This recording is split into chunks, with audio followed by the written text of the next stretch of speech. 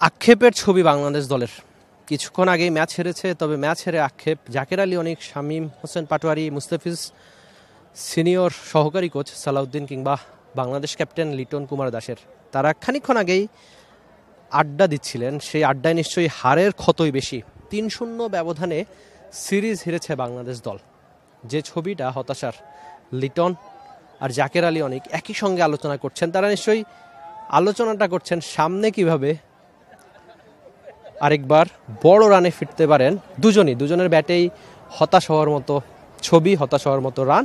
তো সব মিলিয়ে আপনি আশা করতে পারেন যে তারা নিশ্চয়ই খুব দ্রুত রানে ফিরবেন, খুব দ্রুত ভালো পারফরমেন্স করবেন।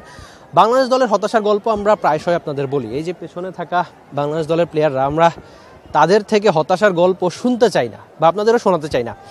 একটু আগেই তারা লম্বা সময় আড্ডা দিচ্ছিলেন। বাংলাদেশ দল ম্যাচটা শেষ করার পর জাকের আলী অনিক, শামীম হোসেন পাটোয়ারি, ক্যাপ্টেন লিটন দাস, কোচ সালাউদ্দিন সহ বেশ লম্বা সময় এই গ্রুপটা তারা আড্ডা দিচ্ছিলেন। নিশ্চয়ই ব্যর্থতার গল্প খুঁজে বের করার যে চেষ্টা, সেই চেষ্টাটুকু তারা করে যাচ্ছেন। আবার যেন বাংলাদেশ দল সেই সাফল্য ভাসাতে পারে দর্শকদের। সব মশার বিরুদ্ধে সুরক্ষা দিতে এলো বসুন্ধরা এক্সট্রিম অ্যারোসল, মশার বিরুদ্ধে এক্সট্রিম সুরক্ষা। আমরা 4টা দ্বিপাক্ষিক সিরিজ টানা জিতেছি। তো সব মিলিয়ে আরেকবার বাংলাদেশ নিশ্চয়ই যদি মাঠে ক্রিকেটে ভালো পারফরমেন্স করে, সেই আশাটুকু আমরা করতেই পারি। বাংলাদেশ দল যেন আরেকবার মাঠে খুব ভালো পারফরমেন্স করে, আমরা সেই আশাই করলাম।